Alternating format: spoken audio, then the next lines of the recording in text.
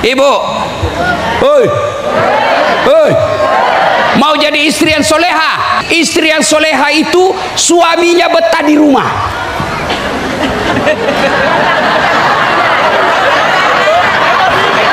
Apa? Dia bilang suaminya, menderita kita kalau di rumah Ustaz. Sampai ada yang bilang, Ustaz, bolehkah kita itu nanti di surga kalau ada istri kita minta tempat lain? Ayo ibu, ayo ibu, bu, kalau ibu mau tahu, ibu sebagai istri yang soleha, kalau suamimu betah di rumah, selalu gelisah mau pulang, itu wanita penghuni surga. Tapi kalau tidak betah di rumah, perlu koreksi. Jangan marah ya bu ya, jangan marah.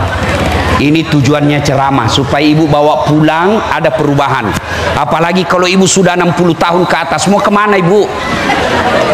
Ada kawan saya tanya, kenapa sih kau jarang sekali ngopi di rumahmu? Kenapa kau tidak ngopi di rumahmu? Apa katanya? Ngopi di rumah Ustaz, kopi diminum, ngomelan dirasa. Bu, mau jadi istri yang soleha? Bawa pulang besok, buat suamimu tenang di rumah. Datang suamimu marah-marah, kau peluk baik-baik. Bila kamu di sisiku, hati rasa syahdu. Mulai ketawa itu. Begitu dia duduk, belum selesai marahnya, kau peluk makin rapat, nyanyi lagi. Insaflah wahai ma. Assalamualaikum warahmatullahi wabarakatuh. Alhamdulillahirabbil alamin. Allahumma shalli ala sayyidina Muhammad wa ala alihi wa sahbihi ajmain, amma ba'du. Sahabat YouTube yang berbahagia, mudah-mudahan senantiasa kita dalam lindungan Allah Subhanahu wa Ta'ala, dimudahkan segala urusan, dijauhkan dari bala, dan juga mudah-mudahan setiap doa kita dikabulkan oleh Allah Subhanahu wa Ta'ala. Sahabat YouTube, perkenalkan saya admin MTF TV, di mana MTF TV menayangkan video-video ceramah dari beberapa dai terkemuka di Indonesia. Harapannya adalah tentunya memberikan edukasi atau pembelajaran bagi kita semua, dan juga dari beberapa penceramah yang ada di MTF TV, tentunya dari sudut pandang penyampaian, keilmuan dan lain sebagainya tentunya tidak sama, tetapi itulah yang patut kita pikirkan sehingga menjadi pelajaran. Dan kalaupun ada beberapa video yang sedikit agak kontroversi atau berpolemik, bukan bermaksud kami memanas-manasi atau mengadu domba, tetapi setidaknya ini adalah sebuah pengetahuan realita yang ada, bahwa kejadian-kejadian seperti ini sering terjadi di lingkungan kita, di sebuah negara, bahkan dunia. Tetapi untuk mencari kebenaran, ya, kita jangan menyimpulkan sendiri tanpa ilmu, tetapi hendaknya kita harus bertabayun atau mengklarifikasi untuk mengetahui sebuah kebenaran. Baik sahabat MTF TV yang berbahagia, ya, untuk tayangan kali ini kami akan coba menayangkan judul videonya. Selamat menikmati, semoga terhibur, semoga bermanfaat. Demikian, wallahu muwaffiq ila aqwamit thoriq. Wassalamualaikum warahmatullahi wabarakatuh. Ibu, bisa tolak serangan fajar? 12 orang. Bisa tolak serangan fajar? 22 orang. Bapak-bapak bisa tolak serangan fajar? Masya Allah. Ya Allah, dengarlah janji hambamu malam ini. Kalau mereka ingkar janji di bulan 11 tanggal 27 yang akan datang, buat mereka hidupnya sengsara dunia akhirat. Nah, saya heran Pak. Nah, kau tidak kaya kalau kau terima itu. Tapi yang pasti 300.000 itu kau tolak atau kau terima menentukan masa depan bangsamu. Coba lihat sekarang anggota DPR kita Pak. Lain maunya rakyat, lain juga dia maunya. Kita mau turun sembako, dia tidak pikir. Kenapa? Karena dia pikir untuk apa saya urus kamu, kau sudah saya bayar. Makanya saudara-saudara sekalian, bulan 11 jangan terima serangan fajar. Ada lagi orang bilang begini, ini bukan serangan fajar Ustaz, ini sedekah subuh. Sudah rusak memang otaknya. Wa qala idzan bismillahirrahmanirrahim. Innallaha wa malaikatahu yusalluna 'alan nabi. Ya ayyuhalladzina amanu sallu 'alaihi wa sallimu taslima. Sesungguhnya Allah dan para malaikatnya bersalawat kepada Rasulullah Muhammad sallallahu alaihi wasallam. Maka wahai orang-orang yang beriman, bersalawatlah kalian kepada Rasulullah dengan sebaik-baik salawat. Maka saya mau ajak salawat karena pahalanya banyak. Bisa? Bisa salawat? Saya mau dengar, kasih tanding ini malam. Mana lebih kencang suaranya mak-mak dengan bapak-bapak? Bisa tanding Pak? Yang merasa jenis kelamin laki-laki diam. Mak-mak dulu. Ras terkuat di bumi. Sen kanan belok kiri. Dikasih alis yang cantik, masih juga dia reparasi. Ayo salawat dulu Ibu ya. Salatullah salamullah ala toha Rasulillah. Salatullah salamullah ala Yasin nilainya 9,5. Yang merasa jenis kelamin perempuan diam, kita dengar dulu laki-laki lagi. Ayo jangan mempermalukan jenis kelamin kita dek. Ayo salawat yuk. Salatullah salamullah ala toha Rasulillah. Salatullah salamullah ala Yasin nilainya 9,6.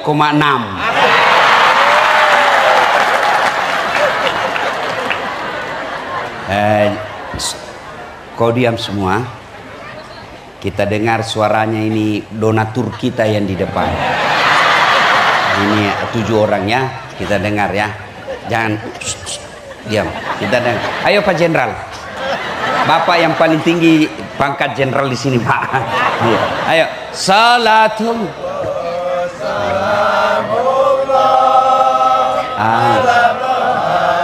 Rasulillah. Salatullah salamullah ala Yasin Habibillah. Nilainya 9,9. Mohon maaf Pak, beliau yang ngundang saya. Ayo kita semua adik-adik, orang tua semuanya kita salawat bareng-bareng. Yang atas, yang bawah, ayo salawat bareng-bareng. Salatullah salamullah ala toha Rasulillah. Salatullah salamullah ala Yasin Habibillah. Tawassalna bi bismillah wa bil hadi Rasulillah wa kulli mujahidinillah bi ahlil badri ya Allah. Terima kasih. Ibu bapak saudara-saudara sekalian yang insya Allah dimuliakan dirahmati oleh Allah Subhanahu wa Ta'ala, saya mau ajak panggil satu. Ini adik kecil, kau sini dulu, sini. Ah, cepat kau masuk YouTubeku, jutaan yang nonton kamu, cepat. Nah, cepat. Sini. Ini acara apa? Acara maulid.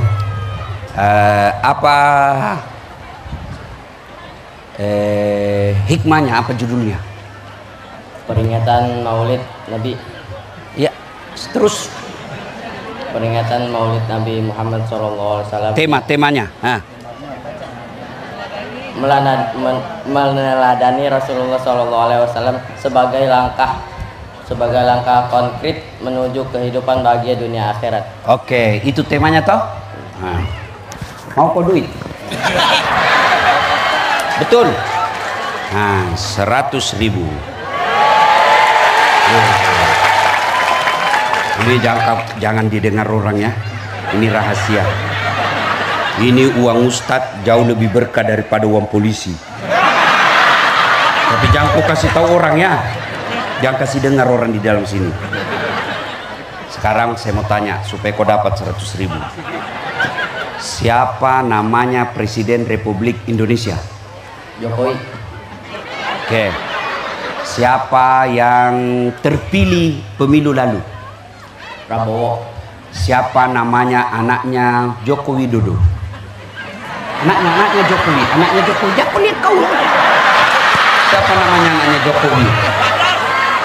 Gibran. Ah, betul.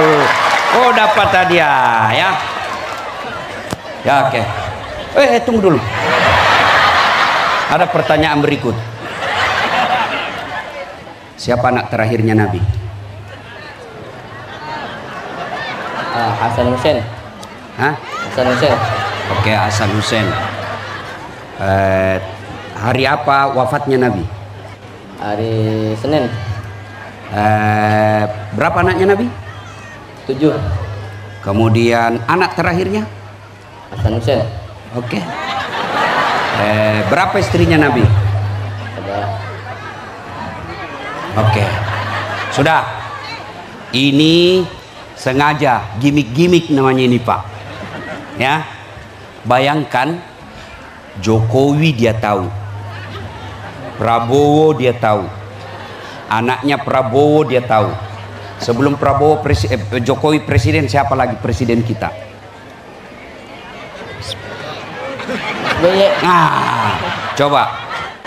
Tuh dia tahu semua. Padahal demi Allah, SBY, Jokowi, Prabowo, Gibran, Dasat Latif sekalipun tidak sampean tidak dia urus kau nanti. Tapi Rasulullah yang memberimu syafaat. Ketika sholatmu ada bolong-bolong, syafaatnya Rasulullah yang akan tempel. Ketika umat nanti disiksa, Nabi minta ya Allah ringankan siksaannya. Itu Nabi Muhammad SAW. Tapi sejarah hidupnya kau tidak tahu. Ada tahu sedikit lah. Oke. Ini silakan deh. Siapa namamu tadi? Ajril. Ajril. Oke, silakan duduk. Itu yang masih muda. Dan saya yakin kalau saya tanya orang tua di sini, ada yang mau jadi korban? Ada yang mau jadi korban? Yang muka-muka sakaratil maut. Ada yang jadi mau korban? Bapak mau enggak jadi korban? Anda mau dia. Ibu-ibu, ada mau uang 100? Ada ibu? Ada mau? 100.000. Ibu? Ada? Ibu majelis taklim. Ibu majelis taklim yang menyanyi tadi. Ibu mau? Saya kasih ibu. Enggak mau ditanya. Kalau begitu enggak usah saya kasih duit, saya tanya ibu. Istri ketiganya Nabi siapa? Nah, saya tetap kasih ibu. Uang berkah ibu. Ibu, Pak, inilah tujuannya maulid. Inilah tujuannya maulid. Supaya kita dengar sejarah Nabi. Setelah dengar kita tahu. Setelah tahu kita ikuti sesuai yang kita mampu. Jangan tiap tahun maulid tapi tidak ada pengetahuan soal Nabi. Saya keliling-keliling maulid dari tahun ke tahun, dari tahun ke tahun. Sudah 16 tahun saya jadi penceramah. Selalu hikmah maulid meneladani Nabi. Coba kita lihat sekarang. Meneladani Rasulullah sebagai langkah konkret menuju kehidupan bahagia dunia dan akhirat. Tapi bagaimana kau mau teladani Nabi kalau sejarah Nabi kau tidak tahu? Bagaimana kau mau teladani Nabi tidur kalau caranya Nabi tidur kau tidak paham? Bagaimana kau mau teladani Nabi suami istri kalau kau tidak tahu bagaimana Nabi perlakukan istrinya? Ini pentingnya maulid. Maka saudara-saudaraku yang tidak mau maulid silahkan. Tujuannya maulid supaya apa? Kita tahu sejarahnya Nabi. Anak-anak Nabi 3 laki-laki 4 perempuan. Stop. Ada yang baru tahu toh 7 anaknya Nabi. Iya toh. Pertama Qasim, 3 laki-laki 4 perempuan. Pertama Qasim, Abdullah, Ibrahim, Zainab, Ruqayyah, Ummu Kalsum, Fatimah. Ada tadi kau sebut namanya itu tadi, saya sebut nama anak-anak Nabi. Ada Hasan Hussein itu dek, cucunya Nabi. Ya, you understand? Yes. Tujuannya maulid. Nah sekarang karena waktu terbatas, selamat dunia akhirat. Apa itu selamat dunia akhirat? Ibu ada yang hafal doa selamat dunia akhirat? Apa? Hah? Wakina. Itu yang disebut doa sapu jagat. Tapi kan kita tidak tahu apa itu fid dunya hasanah. Apa sih yang disebut selamat di dunia? Lalu apa kaitannya dengan Nabi? Fid dunya hasanah itu menurut ulama ada 4 perkara. Kalau kalian mau selamat bahagia dunia itu minimal 4 hal kamu harus miliki. 1, apa itu? Punya pasangan yang soleh dan soleha. Punya istri yang soleha, punya suami yang soleh. Hei, kenapa orang setelah menikah jauh dari bahagia? Padahal hartanya banyak, tinggi jabatannya, mobilnya lengkap, rumahnya mewah, tempat tidurnya spring bed, pembantunya 2, babysitternya 4. Tapi suami istri saling menghina. Kenapa? Karena dia tidak mencontoh Nabi. Ya dia contoh siapa? Sinetron. Ya, bermula dari salah memilih pasangan. Orang tua sekarang memilihkan jodoh untuk anaknya. Apa yang ditanya? Apa kerjanya? Kamu suka ndak? Orang tua dulu ndak ada cinta-cinta, tapi setia hingga akhir. Ndak ada pacar-pacaran. Apa betul Ustaz tidak pacaran bahagia? Saya buktinya. Saya tidak kenal istri saya waktu saya lamar, tidak pernah ketemu, tidak pernah lihat fotonya. Nanti selesai ijab kabul, masuk kamar, baru saya pertama kali lihat wajah saya. Saya bahagia. Sekarang anak-anak kita pacaran 4 tahun, sudah menikah, baru 2 tahun cerai. Waktu mau menikah, dialah laki-laki yang terbaik buatku. Semenjak saya kenal dia, tak ada lagi laki-laki yang terbaik.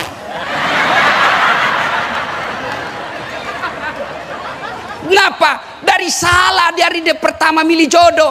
Orang tua juga salah. Pak Jenderal dan seniornya, tidak ada tuh. Paling orang tua, nak, itu ada sepupumu sudah gadis, saya nikahkan kamu. Tidak, orang tua dia bilang, tidak ada cinta. Tidak, mereka perempuan dulu taat sama orang tuanya. Dengan niat apa? Takut dosa kepada orang tua. Siapapun dia pilihkan, dia saat. Akhirnya apa? Bahagia rumah tangganya. Sekarang 4 tahun pacaran. Selama pacaran saling menghina. Selama pacaran bohong. Selama pacaran 4 tahun 19 kali selingkuh. Kira-kira kau masih percaya suami begitu? Maka dia ahli sejarah. Kenapa? 19 kali dia ulang. Rasulullah rumah tangganya, Bu, ibu-ibu, mudah-mudahan semua punya rezeki umur panjang. Pergi ke Madinah. Lihat itu di samping Masjid Nabawi, ada di situ museum Rasulullah. Di situ kita bisa lihat miniatur rumahnya Rasul. Nabi kalau berdiri kepalanya menyentuh langit-langit. Kakinya kalau sholat menyentuh kepalanya Aisyah karena kecilnya kamarnya. Tidur pakai pelepah daun kurma, bukan bantal. Setiap Nabi bangun ada bekas pelepah daun kurma di pipinya. Dalam keterbatasan ekonomi itu, beliau katakan, baiti jannati, rumahku laksana surga bagiku. Sementara kita kasur spring bed, AC baik, farmer pak, harganya bukan dibeli pakai rupiah, belinya pakai dolar. Tapi apa? Tidak bisa tenang dalam rumahnya. Koreksi buat kita kalau kita. Maka di dunia hasanah itu punya istri yang baik. Ibu, oi, mau jadi istri yang soleha? Istri yang soleha itu suaminya betah di rumah.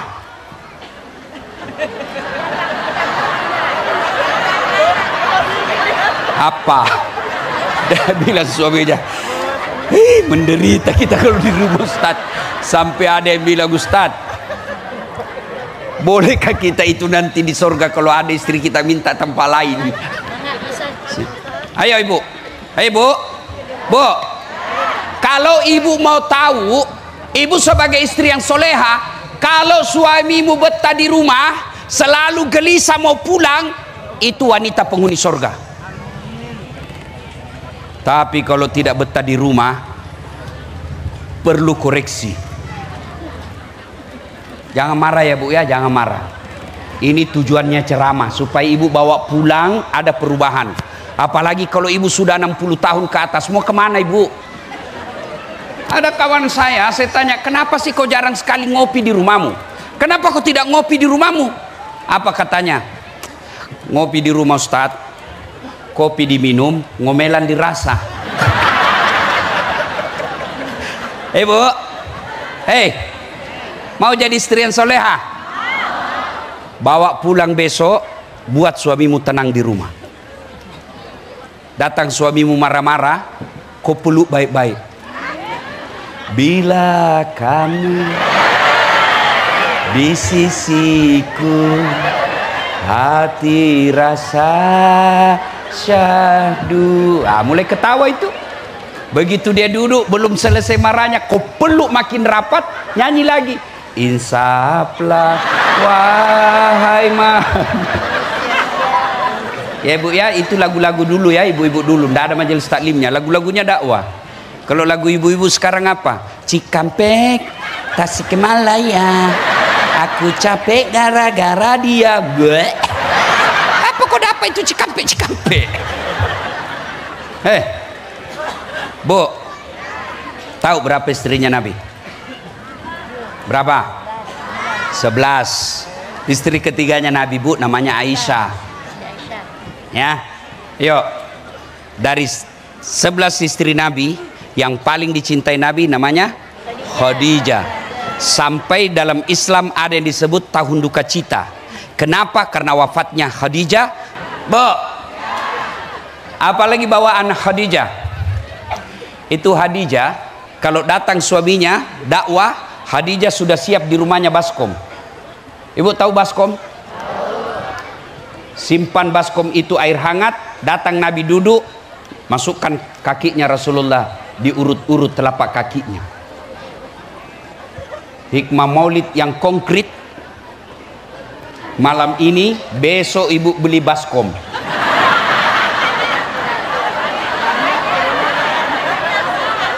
Ya, ada di rumah banyak. Itu kau isi air hangat, tunggui suamimu pulang. Lalu bersihkan urut-urut telapak kakinya, Dia langsung berkata, ya Allah terima kasih kau utus Das'at Latif datang maulid. Tapi kalau ibu pulang ini tetap kasar sama suami, nggak ada. Ibu, mau ndak ibu gampang masuk surga? Oh, kata Nabi perempuan itu paling gampang masuk surga. 4 aja syaratnya. Lebih susah syaratnya jadi caleg. Apa syaratnya? 1, sholat. Pasti ibu semua sholat. 2, puasa Ramadan. Saya yakin ibu pasti semua puasa Ramadan. 3, menjaga harga dirinya. Salah satu cara jaga harga diri pakai kudung dan tidak pernah keluar kecuali izin suaminya, ditemani oleh keluarganya. Ini yang agak 4 agak susah. Ini agak susah, menaati perintah suami. Datanglah ibu-ibu melapor sama Nabi, ya Rasulullah tetangga saya keterlaluan. Kenapa? 3 kali saya datang minta dia datang besuk sama ibunya yang sudah wafat, mulai dari sakit sakaratil maut sampai dimakamkan sekalipun dia tidak datang besuk ibunya. Kata Nabi keterlaluan betul itu bu. Kenapa? Memang dia dipesan kata suaminya yang lagi pergi jihad, yang lagi pergi cari nafkah, jangan kau tinggalkan rumah sebelum saya pulang dari kerja. Begitu datang utusannya sakit mamanya, dia bilang saya mau sekali ke ibuku tapi suamiku pesan tidak boleh keluar rumah. Mendengar ini apakah Nabi marah? Subhanallah, Nabi justru menyampaikan diampuni ibu yang wafat karena punya anak istri yang taat terhadap perintah suaminya. Kira-kira masih ada perempuan begini? Masih ada? Masih ada? Saya mau tanya, ibu-ibu semua ini kan? Ibu-ibu semua ini kan? Hah? Ibu? Saya mau tanya ibu. Ibu pernah rasakan hamil? Enak enggak? Enggak toh? 9 bulan ibu jalan susah. Ibu-ibu selama hamil pernah enggak tengkurap? Berapa bulan? Berapa bulan ibu tengkurap? 9 bulan. Pernah melahirkan ibu? Enak enggak? Pilihan antara hidup dan mati.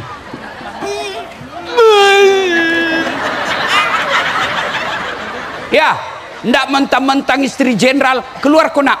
Enggak. Iya bu. Bahkan ada ibu-ibu meninggal melahirkan anaknya.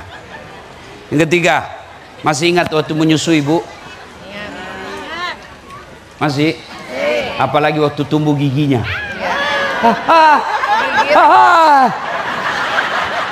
Apa ibu tempeleng? Hei, kok gigit saya? Enggak. Anak lepas kona.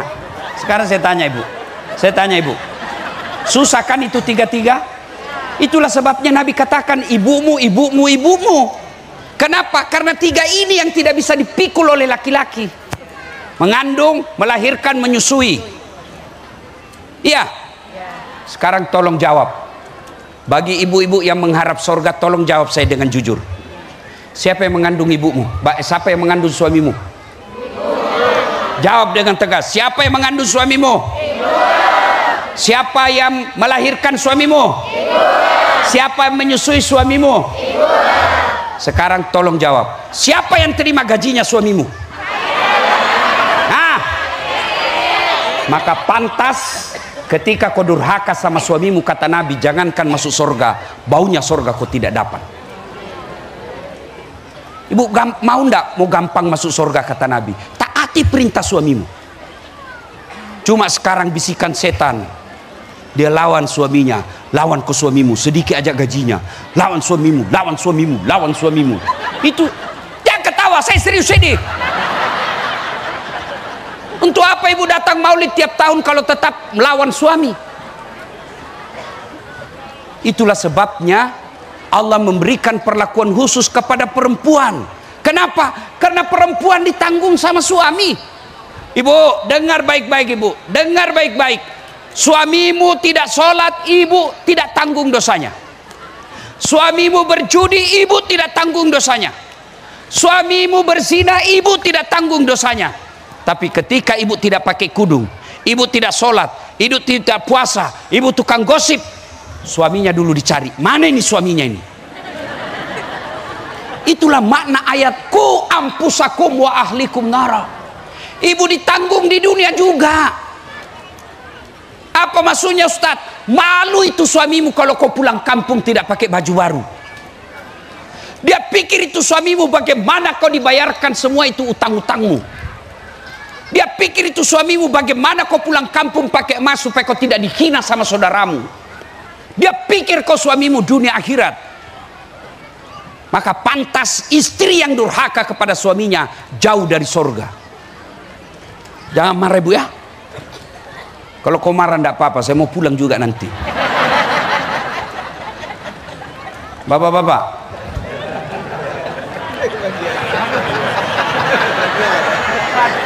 mau punya istri seperti Khadijah? Jawab dulu Pak. Mau punya istri seperti Khadijah? Siapa istrinya Khadijah? Siapa suaminya Khadijah? Siapa suaminya Khadijah? Pertanyaan buat bapak, sudahkah seperti sifat bapak dengan suaminya Khadijah? Tenang ibu, saya bela kau ini malam. Bu, Pak, ingat waktu menikah? Ingat waktu menikah? Berapa maharmu? Berapa maharmu? Paling seperangkat alat sholat dengan uang 1 juta rupiah. Kau ambil anak gadisnya orang, sudah lengkap giginya, lubang hidungnya sudah 2, sudah pandai bicara, sudah sarjana. Kadangkala kamu tinggal di sini, istri kamu dapat waktu kuliah, dia orang Sulawesi, dia ikhlas tinggalkan kampungnya. Bapaknya sakit di Sulawesi, dia tidak besuk. Kenapa? Karena suaminya katakan, saya tidak dapat izin. Maka dia telepon orang tuanya, Pak, maafkan saya tidak bisa pulang karena suami saya tidak dapat izin. Saya doakan bapak sembuh. Kau belikan pun baju palsu. Dia tidak punya kewajiban cari nafkah. Tapi berapa banyak perempuan dagang-dagang, kadangkala dia jinjing itu kasihan dagangannya. Untuk apa? Untuk bantu-bantu cari nafkah, padahal bukan kewajiban perempuan cari nafkah.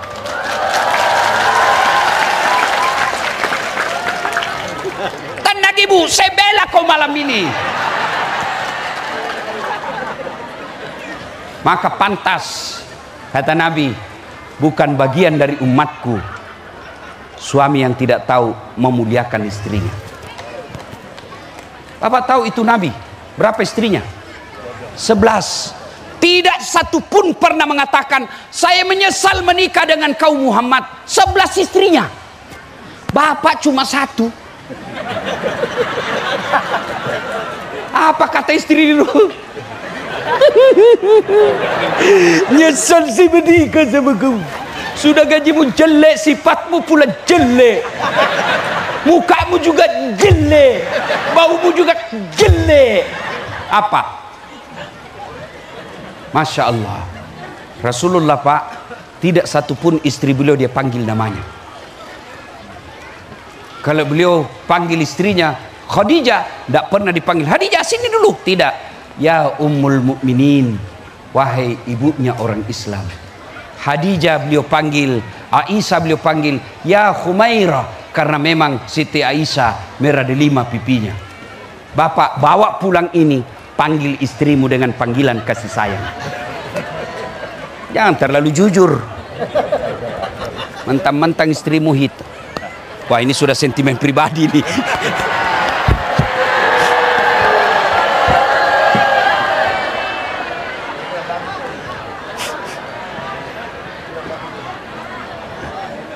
Cek, ya, cek, cek, cek, cek, cek, cek, cek, cek.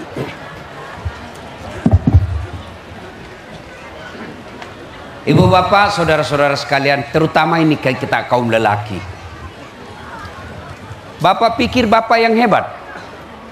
Bukan, karena istri kita baik. Tidak mungkin Pak Jenderal bisa sampai bintang 3 kalau istri tidak baik.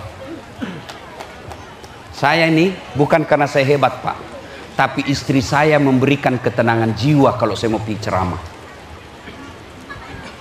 Mana bisa saya ceramah kalau lagi 5 menit saya mau naik, istri saya telepon, "Woi, pulang kau." "Pulang kau." "Kenapa sayang?" "Apa sayang? Sayang. Pulang kau. Anakmu kesetrum." Siapa yang jaga anak kita Pak? Hah? Kau pikirin istrimu bisa kau gaji? Hah? Berapa gajinya cleaning service? Paling murah 2,5 juta. Sudah 15 tahun istrimu cleaning service, tidak pernah kau gaji. Berapa gaji pembantu? Minimal 3 juta. 15 tahun istrimu jadi pembantu, tidak pernah kau bayar.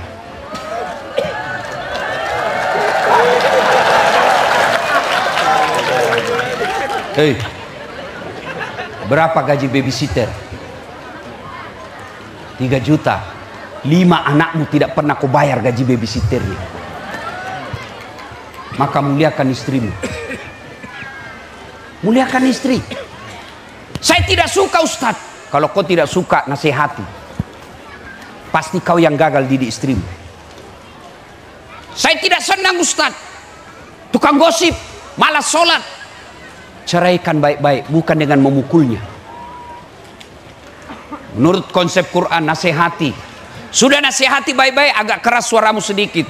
Belum juga berubah, pindah tempat tidur. Masih juga tidak ada perubahan, bawa balik ke rumahnya. Masih juga belum ada perubahan, pisahlah dengan baik-baik tanpa kau cerita kejelekannya. Seheran kita bertengkar tiap hari. Bertengkar, hamil lagi.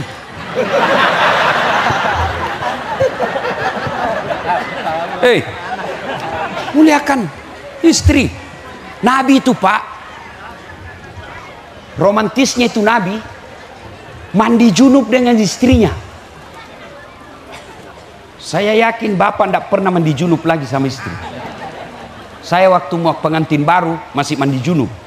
Waktu pengantin baru sudah anak-anak, istri saya bilang, "Ayo Ustaz mandi junub." Geli ah. Rasul sampai usia senja.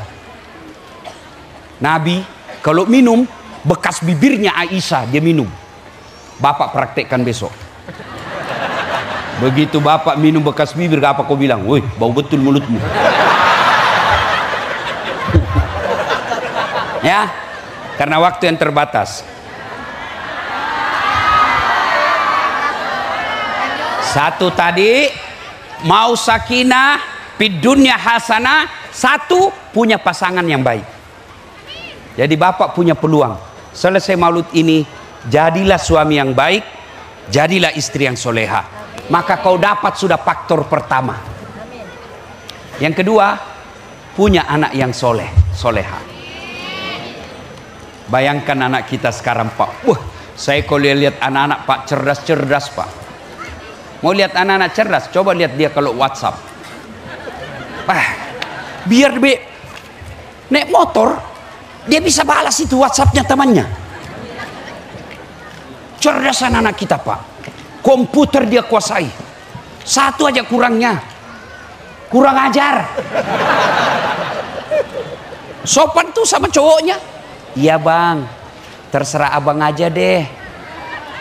Baru 2 bulan pacaran, panggilannya apa? Papi mami.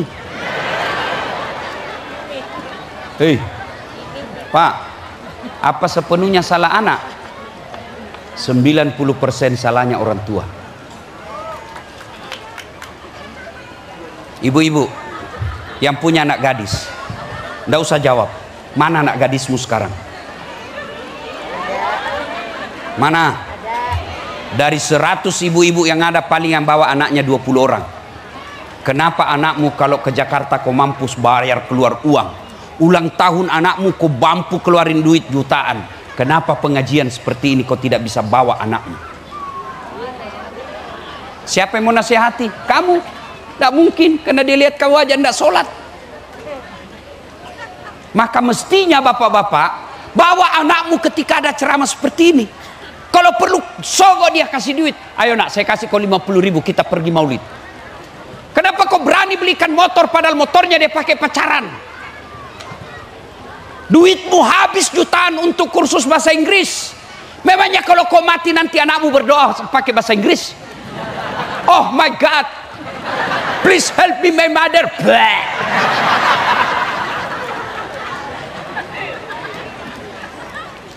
Pak, Bu, tolong jawab saya. Tolong jawab saya.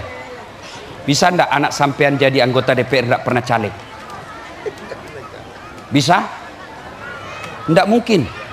Bisa enggak anak ibu bapak jadi tentara tidak pernah lulus sekolah tentara? Enggak mungkin. Bisa enggak anak kita jadi dokter tidak pernah kuliah fakultas kedokteran? Tidak mungkin. Tapi bisa enggak anakmu soleh dan soleha meskipun enggak ada sekolah? Bisa.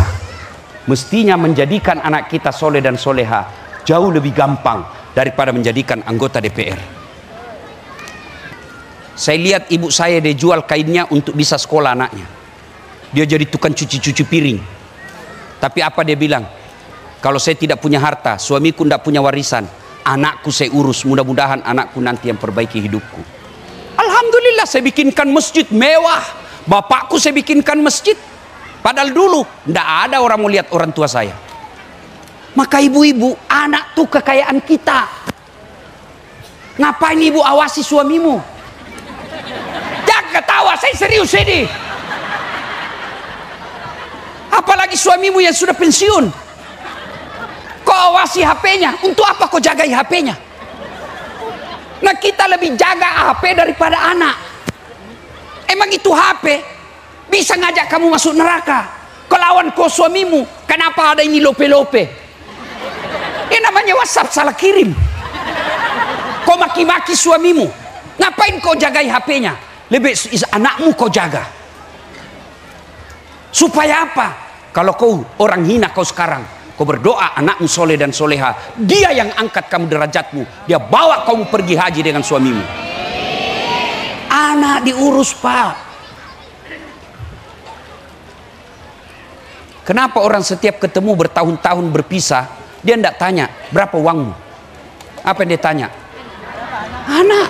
Kenapa? Karena anak itulah memang mengambil jiwa kebahagiaan kita. Kalau ada orang malas ngomong, suruh cerita anaknya, langsung ngomong itu. Wah, anak saya itu yang pertama cerdas Ustadz, cuma kurang bergaul. Suami, kawin lagi Bu. Dia dengar istri saya ceramah begini, dia bilang, jadi Ustadz, kalau saya duluan meninggal, kau kawin lagi. Saya peluk dia, saya bilang, kau dengar baik-baik sayangnya, jangankan kau meninggal, kamu masih hidup saja, saya selalu berpikir kawin lagi. Apalagi kalau kau sudah mati. Maka ibu, anak pelihara. Anak dipelihara. Ini suamimu, kau tidak bakal bawa dia masuk ke kubur. Siapa yang doakan? Anak. Hah.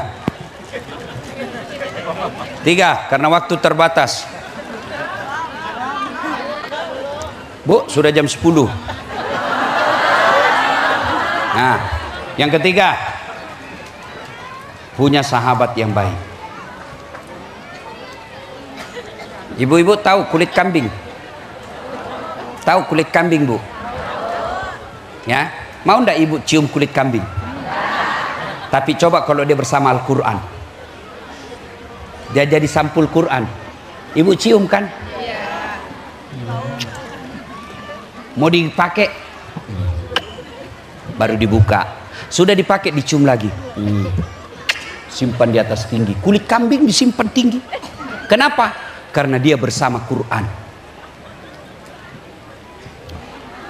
Ibu tahu drum? Drum ketemu kulit kambing jadi apa? Pung, dipukul setiap saat. Kenapa? Salah milih teman. Ibu-ibu, hati-hati milih teman. Kalau ibu berteman tukang gosip, lambat laun ibu pasti terlibat gosip. Ini nih kalau berkumpul begini, masih gosip itu begini. Dia tidak ngomong, tapi mukanya sinis. Dilihatin orang baru datang, mulai dari kepala sampai kaki dilihatin.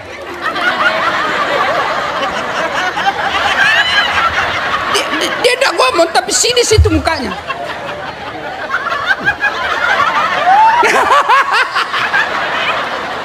Saya aja lewat di sini masih ada yang gosip saya tadi. Itu juga bajunya yang di YouTube. Ada saya dengar tadi di sini, astagfirullah. Ustadz pun dia gosip, astagfirullah. Pak, hati-hati milih teman.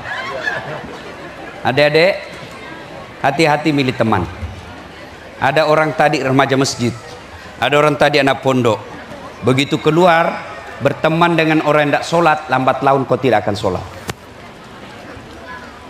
Adik-adik tahu parfum? Penjual parfum? Tahu? Kalau kau dekat penjual parfum, apa yang kau dapat? Wangi. Dia tidak kasih kau parfumnya, tapi kau dapat wanginya. Adik-adik tahu pandai besi? Tahu pandai besi yang kerja-kerja panas itu? Apa kau dapat? Hawa panas. Itulah kata Nabi. Kalau kau berteman dengan penjual parfum, kalau kau tidak dapat parfumnya, kau dapat bau harumnya. Tapi kalau kau berteman dengan pandai besi, kalau kau tidak dapat apinya, hawa panasnya akan kena sama kamu. Kalau saya berjalan sama Pak Jenderal, begitu masuk perjalanan, Pak Jenderal, sedikit lagi asar, di mana bagus orang masuk sholat ini? Tidak mungkin saya pergi Jakarta sama Pak Jenderal. Pak Jenderal, di mana panti pijat yang bagus? Tidak mungkin. Iya kan, Bu-ibu? Berapa banyak akhirnya ibu-ibu majelis taklim yang tadinya akhlaknya baik, yang tadinya taat sama suaminya, akhirnya dikompori sama tetangganya yang sudah lawan suaminya. Lawan kau bodoh, kau lawan, bodoh, lawan. Hati-hati milih teman. Teman yang baik. Coba lihat. Bapak-bapak tahu temannya sahabat Nabi yang kita sebut kemudian sahabat. Umar bin Khattab, Abu Bakar Siddiq, bijaksana dalam mengambil keputusan dan melihat situasi. Umar bin Khattab, lambang ketegasan. Maka Nabi memberikan nama Al-Faruq. Apa itu Al-Faruq? Yang tegas membedakan antara hak dan batil. Ada Utsman bin Affan, orang kaya yang dermawan, bukan orang kaya yang pelit. Ada Ali bin Abi Thalib, anak muda yang cerdas, sahabat-sahabat Nabi. Ada Abdurrahman bin Auf, orang kaya yang dermawan. Semua sahabat-sahabat Nabi orang baik. Maka dalam kepemimpinannya yang tidak sampai 40 tahun, berhasil membawa masyarakat jahiliyah menjadi masyarakat yang madani. Tidak punya tim sukses, tidak punya partai penyokong, tidak punya donatur yang bisa beli partai, tapi berhasil menjadi pemimpin yang sampai detik ini kepemimpinannya bukan hanya diakui oleh umatnya, tapi juga oleh mereka yang tidak menjadi umatnya. Kenapa? Karena punya sahabat-sahabat yang baik. Sayang pejabat-pejabat kita, siapa temannya? Kontraktor yang mikir jembatan. Bagaimana dia bisa ambil biaya di jembatan itu? Mestinya semennya 10 sak, dia pakai 5 sak saja. Siapa teman pejabat kita? Penjilat yang goblok. Mau jadi pejabat tapi tidak ada otak, maka dia memuji-muji hilang harga diri. Ya Pak, sudah betul Pak, siap.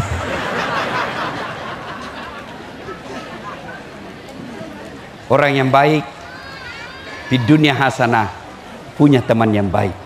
Dan teman yang baik itu, kata Ali bin Abi Thalib, kalau kau punya teman baik, genggam tangannya, karena dia akan mengajakmu masuk surga. Ketika Allah takdirkan saya kelak masuk surga, saya cari Pak Jenderal. Kata malaikat, kenapa kau Das'ad? Saya gelisah ini. Mana Pak Jenderal ini? Beliau yang undang saya sampai situ. Saya ceramah maulid sehingga ada orang 30 di situ menjadi baik kepada suaminya, baik kepada istrinya. Gara-gara saya ceramah, dan itu jasa-jasanya Pak Jenderal. Malaikat katakan, wah masih banyak pertanyaannya selama Jenderal banyak masalahnya. Sudahlah. Waduh, tidak enak saya. Lalu Allah sampaikan, malaikat, angkat derajatnya Jenderal itu, bawa bersama Das'ad masuk surga, karena saya ingin menyempurnakan kebahagiaannya si Das'ad. Saya mau dia masuk surga, tidak ada lagi beban pikirannya. Itulah temannya. Bapak-bapak perlu bersahabat orang-orang baik seperti Das Atlatin. Bapak lihat ulama traktir. Karena kalau bapak traktir, darah dagingnya nanti dipakai ibadah. Berteman orang-orang soleh. Dan bapak tahu di padang mahsyar kelak, ketika sudah tidak ada perlindungan kecuali datangnya dari Allah, ada 7 orang dilindungi. 1 diantaranya mereka yang bertemu dan berpisah karena Allah, bersahabat karena Allah. Coba lihat persahabatanmu kalau jabatan. Pak Jenderal pasti rasakan. Waktu masih jenderal aktif, siap komandan. Sekali sudah pensiun, Pak, pura-pura dia tidak lihat kita. Memang begitulah. Tunggu aja nanti Bapak lihat pergantian presiden. Lihat aja, Pak. Memang begitu dunia. Waktu kau masih aktif jabatan, banyak orang hormat dan baik sama kamu. Begitu hilang jabatanmu, mereka akan tinggalkan. Kenapa? Ibarat gula dengan semut. Ketika ada gula, semut pada datang. Habis gula, semut tinggalkan. Tapi orang yang bertemu dan berpisah karena Allah, selama ada kebaikan, di situ dia selalu bersama. Dia dipertemukan bukan karena kekuasaan, dia dipersahabatkan bukan karena kekayaan, tapi karena kebaikan. Dan kebaikan itu Allah hadir di dalamnya. Yang keempat, di dunia hasanah itu punya harta yang berkah, bukan yang banyak. Harta yang berkah itu harta yang disedekahkan fisabilillah. Rasulullah tidak terlalu kaya, tapi tidak pernah ada dirham di rumahnya kecuali telah dibelanjakan jalan agama Allah. Dan akhirnya, meskipun beliau tidak kaya seperti sebagian kita rakyat Indonesia, tapi sampai detik ini dikenang kebaikannya. Bukan cuma dikenang kebaikannya, disebut saja namanya kita berdiri menghormati Rasulullah. Kenapa? Salah satu sifat keteladanannya dermawan. Saya mau tanya ibu-ibu. Ibu-ibu, senang enggak orang pelit? Antara kalau ibu disuruh pilih tetangga yang pelit dan dermawan, pilih mana? Pilih teman yang pelit atau dermawan? Pilih sahabat yang pelit atau dermawan? Pilih mantu yang pelit atau dermawan? Coba dengar, Pak, tidak ada orang suka orang pelit. Bahkan orang pelit sekalipun tidak suka sama orang pelit. Bapak mau lihat pelitnya orang Islam? Coba lihat kalau Bapak jemput artis, keluir duit sampai puluhan juta, padahal artis cuma datang bawakan kamu alamat palsu, berhura-hura kelihatan dada dan pahanya. Dia datang bawakan kau dosa, lalu kau kasih duit puluhan juta. Sampai di Jakarta dia pakai maksiat, duitmu yang puluhan juta. Tapi begitu kau undang pengaji, begitu kau undang penghafal Quran, begitu kau undang imam ke rumahmu, kau jemput, kau kirimkan motor, itu pun motor tua, tidak ada stang kakinya satu di belakang. Terpaksa Pak Imam tak gantung kakinya, setengah mati dia pegang kesian, menjaga keseimbangan karena tidak ada stang kakinya satu. Hujan, terpaksa satu mantel berdua, setengah mati tunduk Pak Imam. Sudah sampai dek, sedikit lagi Pak. Sudah sampai dek, sedikit lagi 2 tikungan. Basah semua bajunya. Sampai di rumah dia berdoa 1 jam salawatan. Tidak ada kipas, panas pula. Semua ketek basah. Sallallahu alaihi. Begitu mau pulang, kau kasih uang 50.000, kau rusak-rusak. Masuk. Begitu suaminya berkata, kenapa cuma 50? Kau hina itu. Dia doakan kau 1 jam, dia berkahi, dia salawati supaya datang ini malaikat hadir rumah kita. Masa cuma 50 kau kasih? Apa dia bilang istrinya? Sudah, tambah di situ 2 sisir pisang. Kau ketawa karena kau begitu semua kelakuan. Ibu-ibu, harta yang bermanfaat, itulah kebahagiaan di dunia. Mau coba? Ibu kan bahagia kalau membuat orang tersenyum, orang yang dibantu. Ibu tidak pernah rasakan karena tidak pernah bersedekah. Tapi coba sedekah. Orang yang butuh bantuan lalu kita kasih, rasanya kita, wah, saya bermanfaat hidup saya. Ibu-ibu, ini yang ada semua emas berliannya. Mohon maaf ibu ya. Kalau ibu meninggal, siapa yang pakai emasnya, Bu? Anak, bukan istri kedua. Dia cabut itu. Kata suamimu, ini cincin kawin kita dulu ibu. Dia cabut lagi gelangmu, ini dulu hadiah ulang tahun kita waktu ke Singapura ibu. Dia cabut pula kau punya kalung ini waktu kita pergi Dubai ibu. Terakhir dia cabut gigi palsumu. Sudah itu dia kumpul, 3 bulan kemudian ketemu teman SMA-nya yang sudah janda. Dewi itu amur yang masmu tadi dia cabut, dia bilang, "Dek, ambil sudah ini. Sudah meninggal yang punya." Daripada dinikmati istri kedua, mending ibu sedekah. Dan tidak ada orang bangkrut gara-gara sedekah. Ibu bapak tahu tidak penyesalan orang dalam kubur? Ketika sudah bangkit, dia berkata, "Wah, malaikat, saya di mana?" Malaikat berkata, "Kau sudah mati dah saat. Kembalikan saya ke dunia 5 menit saja, sekejap saja. Untuk sholat bukan, untuk puasa bukan, untuk apa? Saya hanya ingin berkata, hartaku saya sedekahkan fisabilillah." Itu penyesalan orang mati. Kenapa kita yang masih hidup tidak mau bersedekah? Sedekah tidak mesti banyak, sedekah tidak mesti tunggu orang kaya. Ibu mulai balik maulid ini, mulai Jumat yang akan datang, coba kalau semua ibu-ibu ini datang ke masjid bawa 1 bungkus nasi, maka semua laki-laki sholat Jumat dapat nasi bungkus. Padahal cuma satu bungkus. Demi Allah, harta yang kita tinggal ini, rumah, mobil, mewah, tabungan, belum tentu kita punya. Meninggal mendadak, anak mantu yang punya. Ya, anak mantu kalau dia sholat. Kalau dia tidak sholat, lalu dia narkoba, dia belikan narkoba, duitmu yang setengah mati kau tabung. Lebih bersedekah. Punya istri yang soleh-soleha, punya anak yang soleh dan soleha, punya teman yang baik, punya harta yang berkah. Itulah fid dunya hasanah. Insya Allah lain waktu dan kesempatan kita bahas lagi wafil akhirati hasanah. Demikian, lebih dan kurangnya mohon dimaafkan. Usikum wa nafsi bitaqwallah, fastabikul khairat. Assalamualaikum warahmatullahi wabarakatuh.